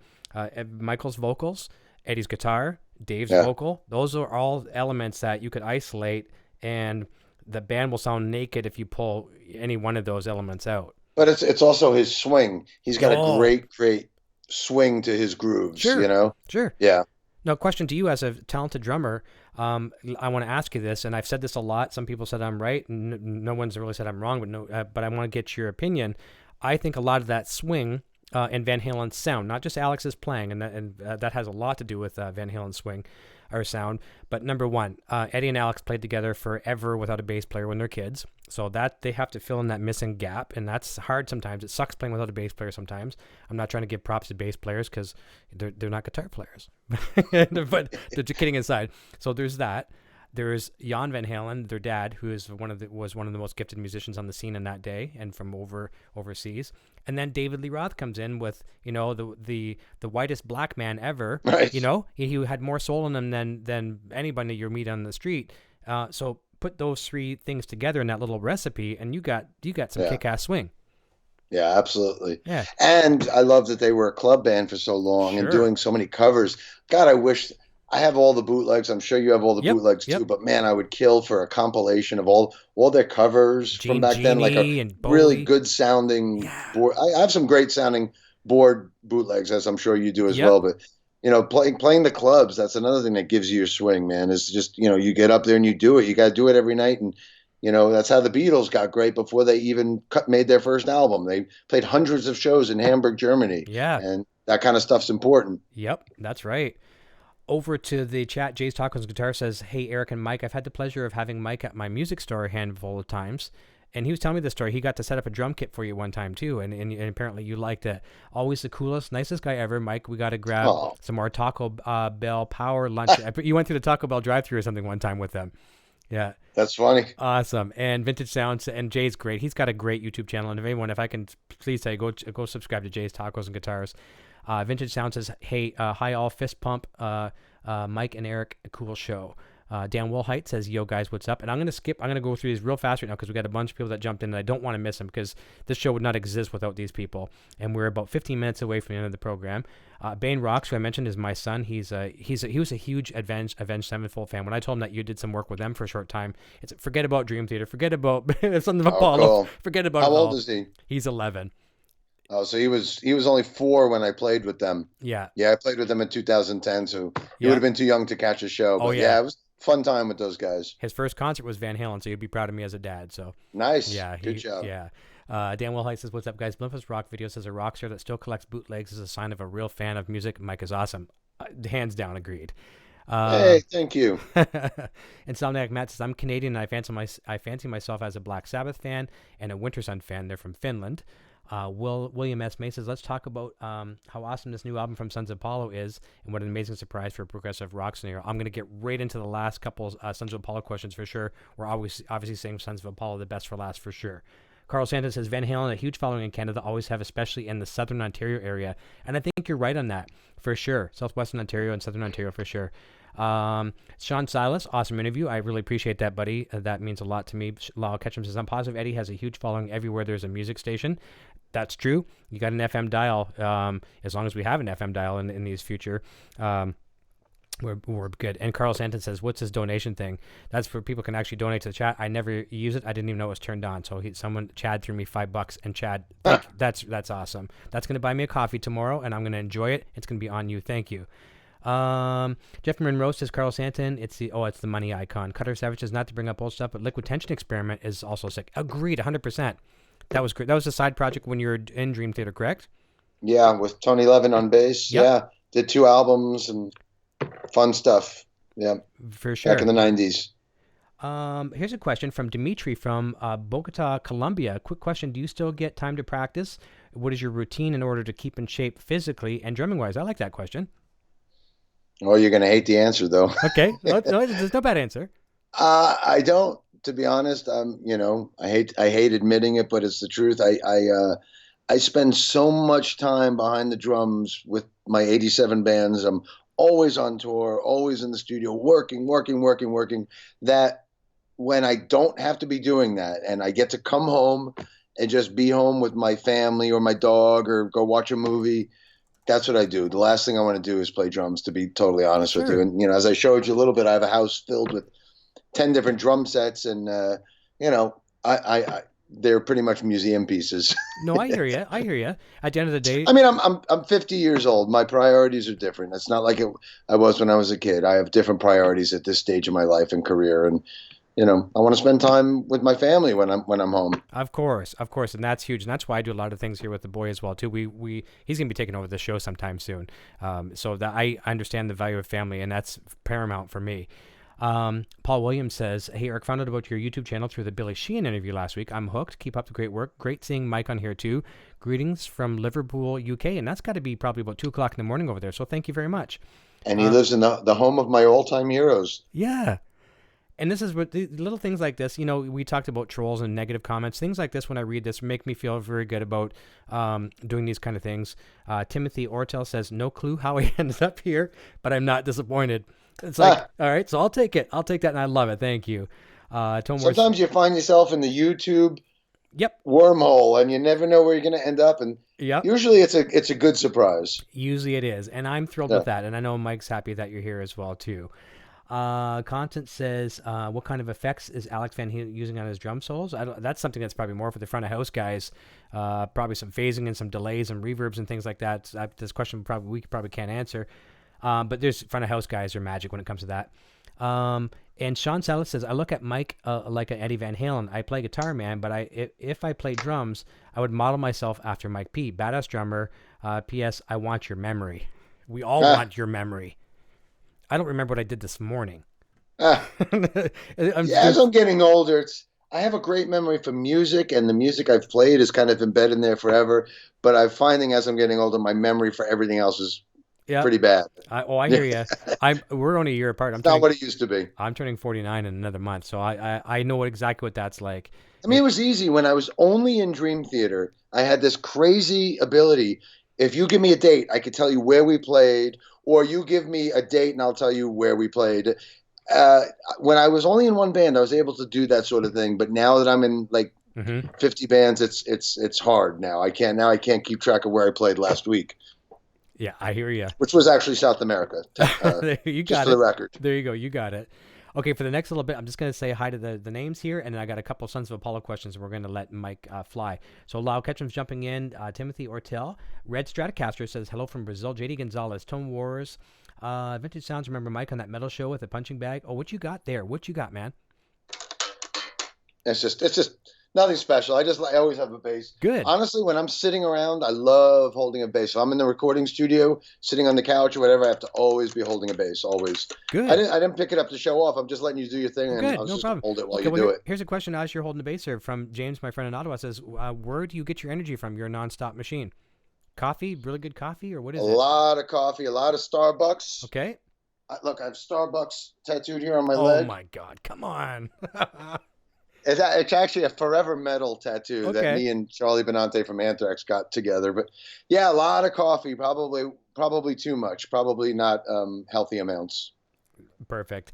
And Somniac Matt says, "Holy crap, you don't look a day over 38." And honestly, you don't look what you just said your age is, for sure. And you know what? You're happy. You're happy doing what you're doing. And music, in a lot of cases, hasn't necessarily worked for Keith Richards, but it's worked for you. You know what I mean? A lot of guys get away with it, and you've done it. So I always say I'm 50, I look around 40, and I feel around 70. There you go. There's days I feel it too, man. I'm like such a wimp when I get out of bed in the morning. Oh, my back, it's crazy. Somewhere in here, I don't want to miss this because I really don't want to ever skip this. Mike's Music, Mike Palermo from Mike's Music is my premier sponsor here on the show, and Mike runs Palermo guitars. He builds some incredible stuff. Tell your guys to have a look at what they do. Mike'sMusicOnline.com. He built a really cool. Nikki Sixx wanted a relic Strat that looked like McMars, right? But I forget what it was. He didn't want the kill switch, or maybe he wanted the kill switch. I forget. Had a Floyd Rose on it, whatever. And Mike built his guitar. And Nikki was up in Toronto doing there's news, I forget, it was some mentoring music program. I forget the name of it. And he was taking pictures. He's like, 3 o'clock in the morning. I know I should be sleeping at the big show in the morning, but I can't stop playing my Palermo's guitars. So have a look at that. It's pretty cool. So Mike, thank you. And I don't know where your comment is here, but I did not want to miss saying hi to you. Other people as well too. Sinners jumping in. There you go. He's asking about the Rush, so we kind of covered that. And there's so many things in the chat that's kind of timed here. So would you work with them? Of course, Mike's already said, of course, if it was able to. Mr. C5150 says, checking in. I'm late. Spanking McAllister says, hi, Eric and Mike. There he is. So Mike says, great show, guys. Thanks for giving us a peek into Mike's brain. His ProMark sticks are the best sellers in the store. Look at that. Thank you. Fantastic. Keep pushing them. Very good. Very good. And we'll see if we can get you an autograph set there maybe for the store or something. I'll try to work that out with Mike. Cameron Brown, who's going to be coming on the show from Scotland on Sunday. A great player, plays Strandberg guitars. A crazy player, young kid. Says, hey, everyone. Sorry I'm late. No problem. It's very late for you. Tracy Davis, love the album. Jeff is perfect. Pris46, jumping in. Seventh Oasis. Powerhouse group, Sons of Apollo. Could not agree more. Almost down to the bottom. Mike, you brought some people here tonight, as I expected you would. Paul Perkins, hey, Eric, thanks for getting Mike Portnoy on the show. He is so killer on drums and absolutely one of the best. Could not agree more. Sam 5150, you're on vacation. What are you doing in my show right now? He came up. He's good friends with Devin Townsend. He's from LA. Heavy Davy. Yeah, he's my boy. There you go. He's from LA, and Sam and I become very good friends at NAMM. He just flew up to Canada here, his first trip to Canada, and went and saw Roger Waters, as you talked about earlier. So him and Devin went together in Vancouver, and now he's off. He's in Lake Tahoe. So, dude, I appreciate you being here. But have a vacation. You don't have to watch my show. You can always watch replay, but thank you for jumping in. Michael Smith jumping in, saying hello, Constance. Anybody else I'm just possibly missing? I don't want to miss anyone, and please forgive me if I have. Mr. Hellstorm74 says serious chops. There's no doubt about that. Cold Gin 5150. Blabbermouth is cancer, guys. Don't follow it. Insomniac Matt says, I'm now remembering a time I accidentally pissed off Dream Theater's fans where I spelt it theater, and I've done that too, R-E. Yeah, it's whatever. Yeah, if people are going to attack you for a spelling, then they're not worth being around. Jeff Azar says, MP is right. People do not take depression seriously and are animals. Also, people need to stop hiding behind their screen names. For sure, man. Remember the old days? I'll meet you out by the monkey bars, Yeah, sometimes those have to come back. At 3 o'clock, I meet you by the monkey bars, and people will run and cower in today's society. Okay, I want to jump over right now to the last couple questions I had. So first of all, Sons of Apollo, Psychotic Symphony has been out. I think it was October 20th. It came out on the Friday. So we're looking at about 3 weeks. And did you have any inkling that it was going to be the juggernaut that it is today? Like I followed you and Derek when you were overseas. I watched your itinerary. I saw those press interviews. You guys, Derek City did like 500. You guys did like 500 videos and interviews and all that kind of stuff. Did you have any idea it was going to be the success that it is?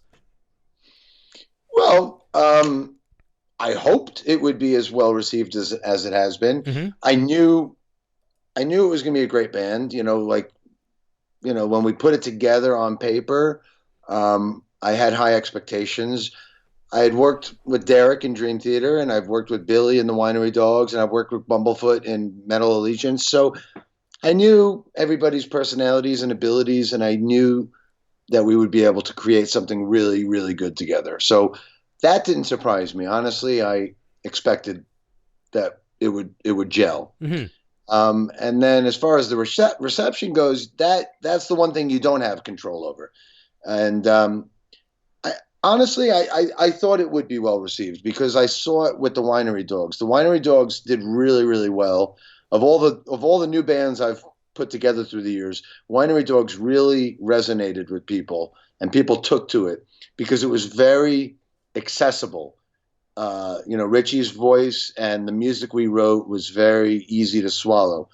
And I felt the same with Sons of Apollo. I think Jeff's voice is very listenable and his melodies are very melodic. I knew that it was going to be the type of album that would be able to cross a lot of genres, preconceptions and stereotypes. Yeah. I think, when this started on paper, everybody thought it was going to be a prog metal band. Even I did. Mm-hmm. And as soon as we, my very first hashtag, very day we entered the studio, was hashtag prog metal supergroup, because that's what we thought it was going to be. Mm-hmm. And then sure enough, once we started writing, it turned into this whole other thing. Classic rock influences and hard rock influences, metal influences. So it became this big melting pot. So once we delivered the album, I really did expect it to be well received because I knew Dream Theater fans would love it, but I knew all these other fans would also love it it's just a matter of them finding out about it and mm-hmm. hearing it. But I think anybody that sits down and listens to this album, they're going to get it. Yeah. So in answer to your question, I'm not surprised, but I'm very, very happy and appreciative and thankful and grateful that it has been as well received as it has. And we haven't even hit the road yet. I know. You know, we don't even start touring till February, and that's when the ball is really going to roll. This is kind of just the introduction, and now the tour is getting booked now.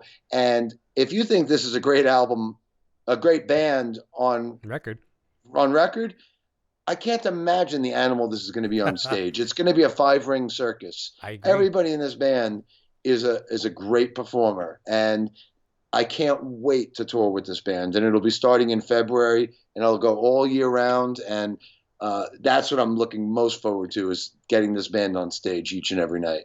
I'll say it to you right now, and I said it to each of the other 4 guys when they're on each night. I said the record is great, as we just said, but I'm looking forward to the improv of each member and you guys, and what you're going to do. Go off on some tangents and some covers and just some crazy stuff. And like Billy was saying too, I think he said it's going to take. Someone says, "Oh, I'm going to be at your first show," and Billy says, "No, don't come to the first show. Come to the third." And I said, "Okay, I'm going to go on the record right now. So your third show is going to be the one that's going to make all the press. It could be your second show, might be your first show, but I want to see the improv that you guys are going to do, that you're more than capable of doing." And that's going to be my next question in a second as we wrap up the night. I'll just say hi to the last few people. Tell us a little bit more about the tour. And I know there's so many logistics going into it, and you probably don't know the whole thing yet, whether it'll be a world tour, just North America, South America, blah, blah, blah. Whole world. Good. I'm really glad. Including us Canadians? Well, are you guys getting... Okay, I hope so. All right. You know, I say the whole world, and I say it kind of like seriously, but you know, obviously the real answer is it's up to the promoters to bring us. Yep. To be honest with you, yep. I would play every nook and cranny, every state and country in the world if I could, but you can't just show up with your instruments and then expect to play. No. You have to be booked. That's right. So the real honest to God answer is it's going to be what promoters step up to the plate and bring us. Yep. I hope the Canadian promoters do, because I want this band to play every country in the world several times over in 2018. Oh, yeah. So in a perfect world, the offers will be there, and we'll get to go everywhere we possibly can. We get it every time on the show. We'll have an artist on here, and someone will say, "But you didn't come to Boise, Idaho." Well, you be promoter, you know. Yeah, so it's logistics. But if we can't come to you, come to us. I remember driving 8 hours to go see Roger Waters. I've done many road trips, and I see many fans doing it, you know, with all the bands I'm in, and it's always so appreciative when it happens. But you know, sometimes it's easier for one or a car full of people to come to us. Oh, it is. Than it is for, you know, 2 buses and a truck to make it to a place where there's no offer from a promoter. That's right. You know, we'll do what we can, but, you know, we'll try to get every place we possibly can. For sure. And there's no lack of dedication here for as far as me coming to see you guys. And this you're going to laugh at this. And I didn't have to do this with you because you were close to the same time zone. Did you know that for Billy's interview, I stayed up for 22 hours? Oh my God. 22 hours. 22 hours. Why? I was because he's in Cologne, and I messed up the time zone. So I only messed up the time zones by 2 hours. But I thought my interview was going to be at 4 o'clock in the morning, my time for him. And I'm one of those guys where I can jump up before an alarm. And then there's other times if I set the alarm, I sleep through it. And it's one of those opportunities where, well, Billy forgot about me the first time, and I'm never gonna stop teasing him about it. And he's cool with this because we tease each other back and forth. He forgot about me. He didn't forget about Nikki Sixx, but he forgot about me. But he made good for me, really big time. He come through in spades for making good for me. And so I didn't want to miss it for him. So Billy, I stayed up for 22 hours for you. But so I will. The dedication is solid. Well, I appreciate the 9 p.m. time slot because this is prime time for me. So yeah, that worked out nice. Good. I like that. Good. Awesome. So it's been a thrill. Before I just read the last few names in the chat and let you go, I want to say everybody I've spoke to from Sons of Apollo, Derek, Ron, Jeff, Billy, yourself, have been extreme gentlemen, talent, knowledge, resource, fun. The fans here have loved it. Thank you. I honestly can't say, like, I mean, I love Van Halen through and through, and I'm there tomorrow for them. I'm there whenever. But you guys you brought Van Halen to us as well too. We're living through Van Halen through you guys. The record Psychotic Symphony is diehard, and I've said this a couple times, and I hope I didn't get Derek in trouble by saying it, but Derek allowed me to have a screening copy so I could review for the interview. didn't share it. And I even pre-ordered the record. I could have just kept that. It was a, good quality, whatever, but I pre-ordered it as well. I love the record, and I really encourage everyone to get it.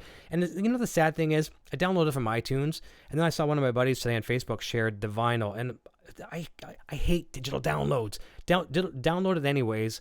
Go buy it that way, but I miss the touchy-feely. I do both. Yeah. I download it for the immediate gratification, and then I buy it for the collection. Yeah. Yeah. But I'm getting back into vinyl a lot with the boy too, so I'm going to get that vinyl. It's that nice gold, heavy gold double LP. Well, actually, it's available in gold, silver, white, clear, and black. No. 5 different colors. Oh, come on, you guys are smart. So okay, so is it after each 5 guy? Are you the gold guy, and Jeff is the silver guy? I actually just picked all 5 colors. Well, the black was a gimme, but I picked the other 4 colors based on the color scheme of the cover. I haven't opened one. No, nice. Let me grab one. What color do you want to see? I'd like to see a gold one, please. And then you can send me that one. Send me that one, and I'll pay for it. And you have to autograph it to me, though. Give me a second. I'll go grab it. All right. Thank you, everybody, tonight for tuning in. This has been a great show. What a way to wrap up the fifth and final Sons of Apollo interview. Could not be happier with Mike's contribution this evening. And thank you so much for watching. We'll be right back with him. All right. I haven't even opened this. I haven't even seen this yet. This is an unveiling live here. All right, let's go to your camera. And they each have on the top a gold star, a gold symbol, a silver symbol, a clear symbol, so you know what vinyl it is. Yeah. So this is one of the gold ones. This is exciting. I don't know why I haven't opened this yet. All right. Obviously, the cover is the cover. The back is the back. But a giant gatefold of the 5 of us. Oh, I love that. It's great. It's a great shot. And then the inserts. Here's the gold, side 1 and 2. Beautiful. Is that like? And then this is the coolest part. Well, then you have the insert in here. This isn't the coolest part, but. This is just the lyrics, nice, and the credits and all that. Mm-hmm. But this is the coolest part. The album, it was purposely on the shorter side. Mm-hmm. It's a 1-hour album, 60 minutes. Okay. And by today's standards, usually I'll do 75-minute albums, 80-minute albums. But we consciously wanted this to be shorter. So because it's shorter, it really only needs 3 sides. Okay. Everything fits on side A, B, and C. Gotcha. So side D has an etching on it.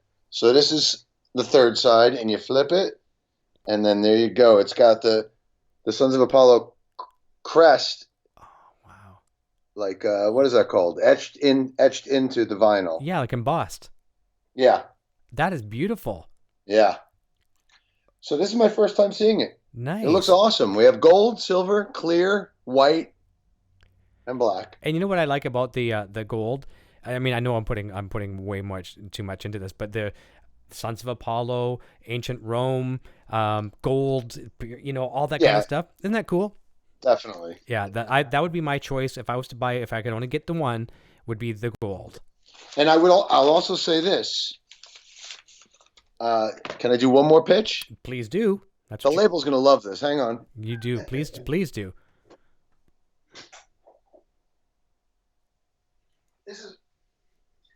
This is my first time opening this one as well. This is the media book, and I believe you could only get this on off of the European site. Mm-hmm. But it's got, well, first of all, the cover has got like an extra golden foil on the crest, mm-hmm. where it's shiny. But the coolest thing about this, it has my studio diary, which I highly, highly recommend. Because it takes you behind the scenes on each and every day, goes through the detail of every day in the studio, how the songs were written, what was done. Let me just quickly open this. So it's an extended booklet. It's a media book. Mm-hmm. And in addition to all the normal stuff, the lyrics and the credits and everything, then after all that's said and done, you have an extra, 10 pages or whatever of my studio diary with pictures in the studio, going through the making of each and every song, how it was written. So I highly recommend not only the vinyl, but the media book version with the extended studio diary. Oh, it's a for great, sure. great read, and it takes you totally into the studio with us for each and every step of the way. And I know How's that? Like the Vanna White of Prague. It's perfect. And you know what? You did that. And just like I had Mark Kendall in here from Great White, he did these behind the scenes recording of their new album because he's a fan and loves to see that stuff. You did that, obviously, not for the bucks. You did it because you're a fan of this other stuff and you know your fans were going to love it. This is, I mean, all of this stuff and the extras and the bonuses and all the commentaries and the making of videos online. That's all my department. Mm-hmm. I do it because I want to feed the fans. I know when you love a band, you want as much as you can. And I did all that stuff at Dream Theater for so many years with all the official bootlegs and the fan club CDs and all that stuff. That was all my baby and my doing. Mm-hmm. And I'm going to bring all of that fanboy enthusiasm to everything that has to do with Sons of Apollo as well. Well, the Sons of Apollo fans are very lucky, obviously, to have you taking care of that department, and they're definitely going to get more than their money's worth for sure. I'm just going to blast through these last comments here as well, too. We're going to let everybody go because, Mike, we are about 10 minutes past the hour. But Blimpus Rock, actually, sorry.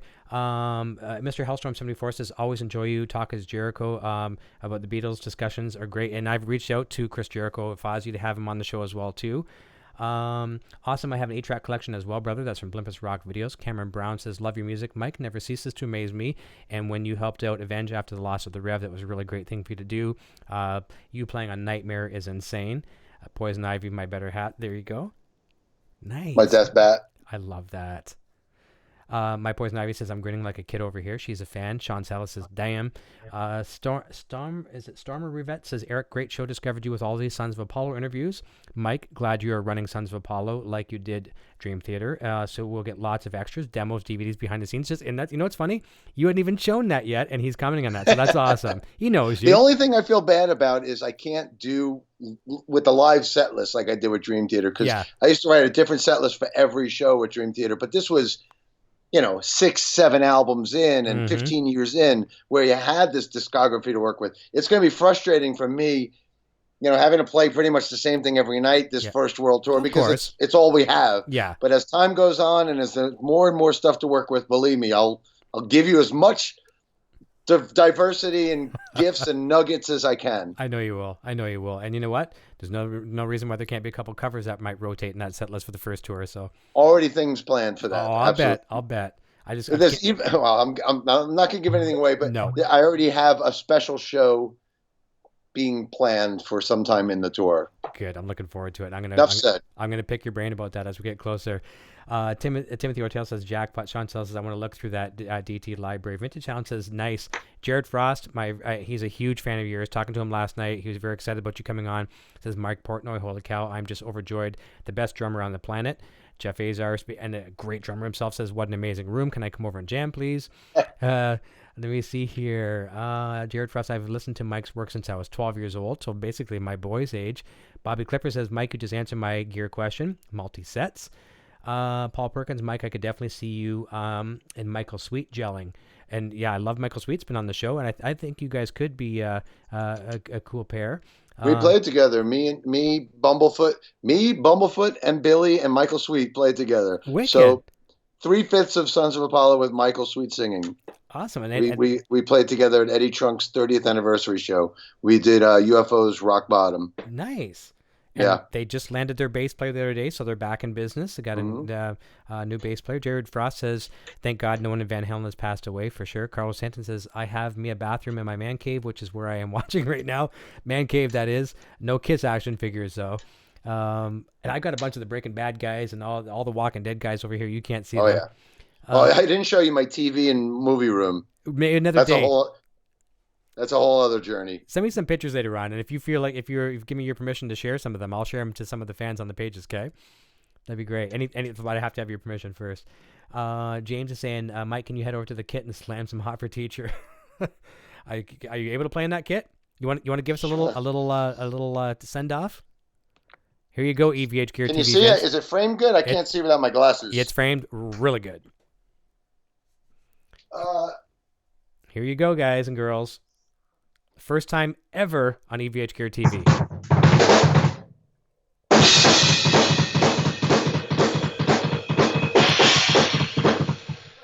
That is great.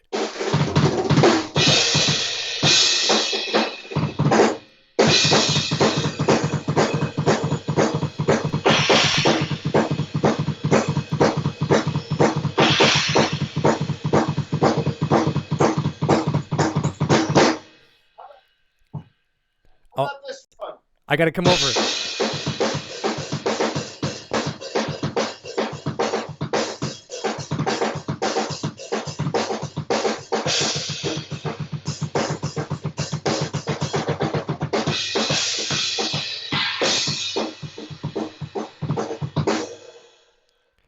Badass. Mike, that was amazing. You treated our fans to something tonight that they've never witnessed here on the show. We do get some guitar. It was horrible. No, listen. No, we get some guitar playing on here sometimes, and it's few and far between, even with the guitar playing. Can I do Eruption on bass? Do it. I saw you do the tapping on John's guitar one time. I would have to have it. Is there a guitar here? No. I have to do it on the G stringer. Yeah.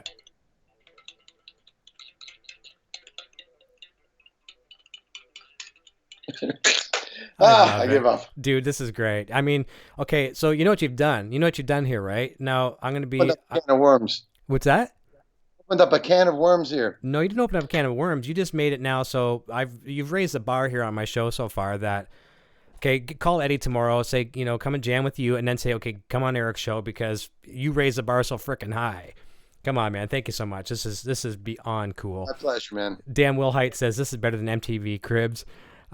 I'm going to blast through this, guys, and please forgive me if I don't ask any more questions because we're past our time. Frank McNeil says this was so awesome. Thanks for sharing that with us, Mike. Very cool.